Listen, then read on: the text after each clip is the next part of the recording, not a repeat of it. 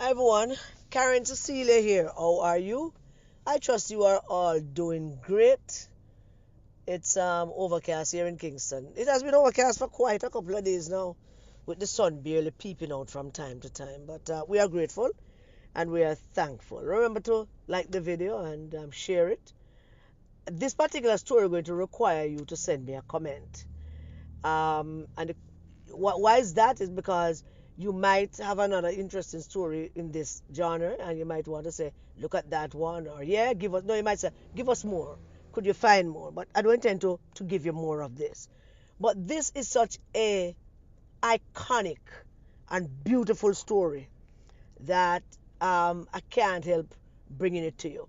I have been researching and looking at some of my favorite movies, starting from 1937 and all of that, and how iconic those movies were. Like Gone with the Wind, and there is The Godfather, of course. Two of the most iconic movies, Citizen Kane, The Wizard of Oz. Those movies, how they came about, and how they impact our lives, what kind of social changes those stories made, or what kind of impact they had on a generation, you know, because some movies have lasting impact on generations. Batman, Spider-Man, you know, what's your name, Superman, yeah, him and Supergirl, and those movies, not to mention Avatar, one of the highest grossing movies in history. Some movie have some create social movements and social phenomenon, and others just quietly make impact. Now, the one I'm telling you about now is a movie that made a quiet impact. It was a movie is a movie that came out of a book, which I did not know until after I watched the movie the first time, and I watched the credits, and I saw that it was a book. So I went hunting, and I got me the book. Now, the book, when I look back at the book, it said 2014. So if it's 2014, I got the book. The movie was released in 1995. Yes. And I would have searched for it. I don't know why I got the book in 2014, because that's the date. Whenever I get a book, I date it. And that's what's in it. So I don't know. Maybe I probably was a birthday gift or something. Was on my list, because my book list is always long. So I'm going to tell you this story because it's iconic, because it's worth telling. It's sweet. It's a wonderful story. All right. So like, share, and do your thing, and send that pithy comment if you have one regarding this. There's a beautiful, beautiful coastal town off the southern coast of Italy that I intend to visit someday, a town called Bari.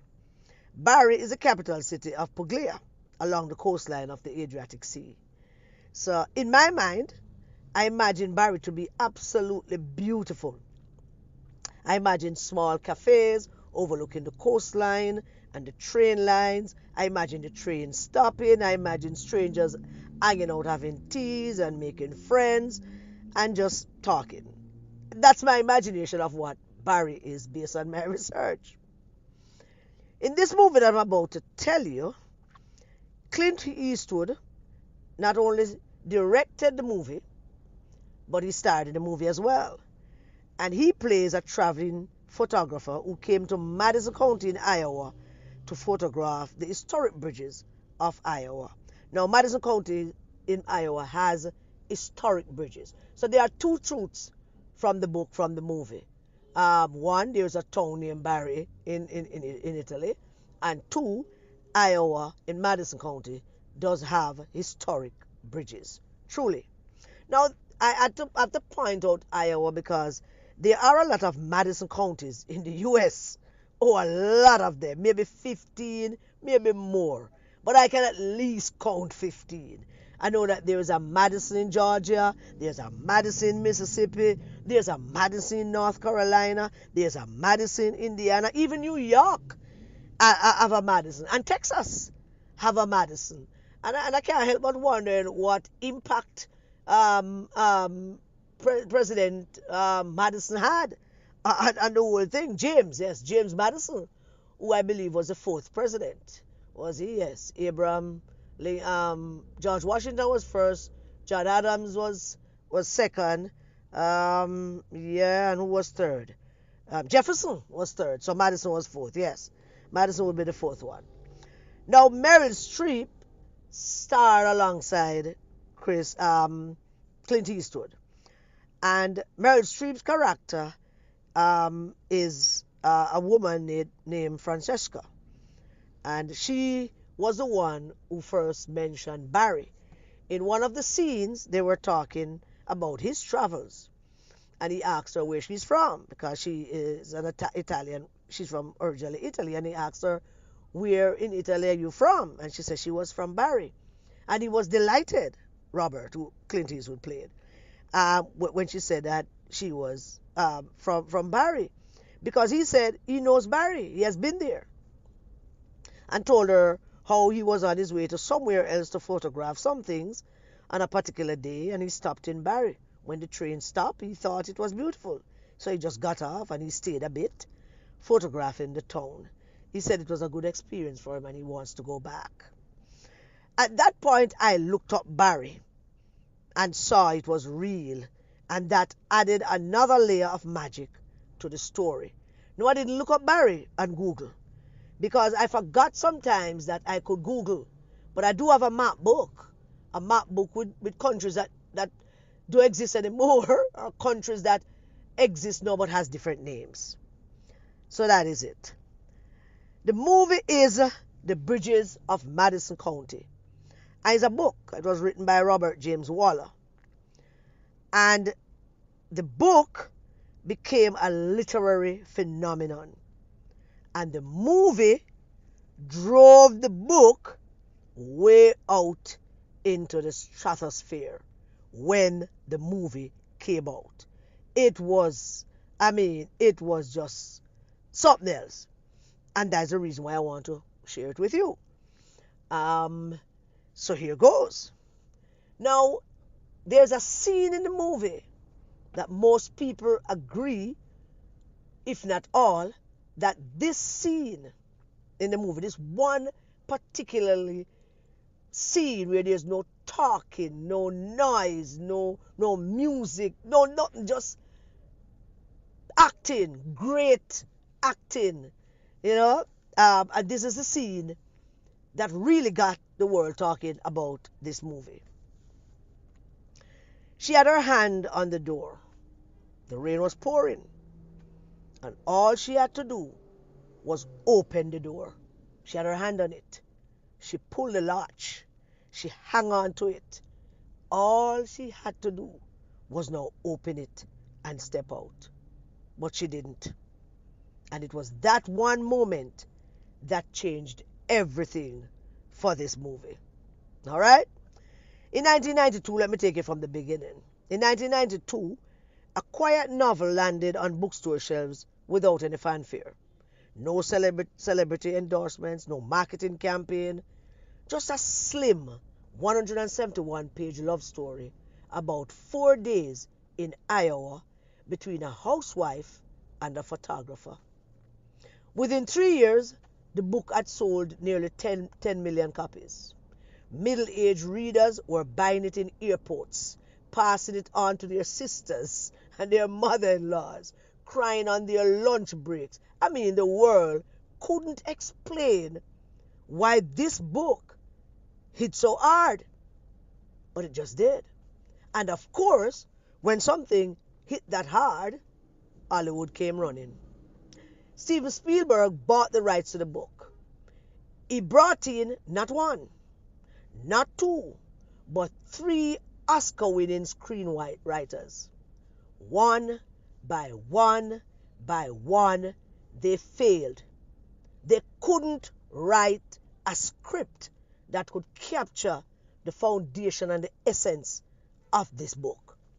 The story resisted every attempt for them to dramatize it in old Hollywood fashion.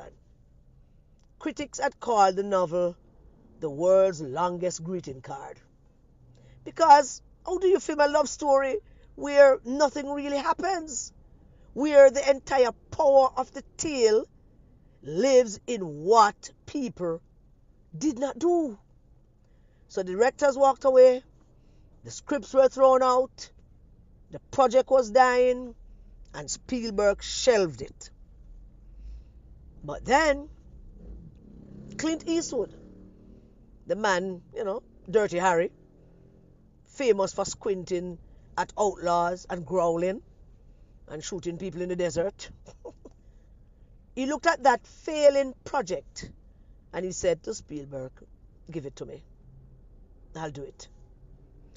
Nobody expected what came next. Eastwood ran a set unlike anything Hollywood had seen in years.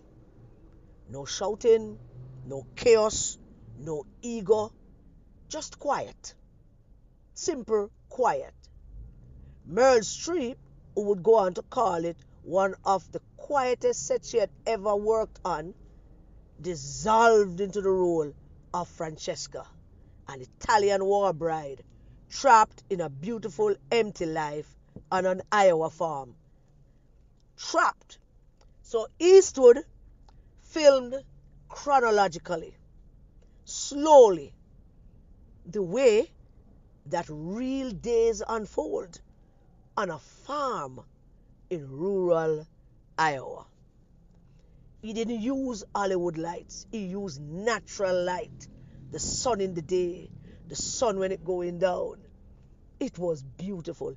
He took 1 or 2 takes and he let the silence of every scene breathe. And then came the scene that film schools still study today. Francesca is in the passenger seat of her husband's truck. Just as her husband was coming back from his trip, Clint had said to her, I'm leaving. They are coming back. Come with me. And she had said, she don't know. And he said, I'll wait. I'll wait until such hour. I'll wait here or something like that. So then came this scene. And as I said, this is a scene that film schools still study today. Francesca is in the passenger seat of her husband's truck. They stopped at a red light in the rain. Robert's truck, Clint Eastwood, is right there in front of them. She can see him. He knows that she's there. The door handle is inches away. Her hand moves toward it. She grips it. The rain came silently, lovely, really wonderful, and the light holds red. The audience watching barely breathes. And then she let go. No words.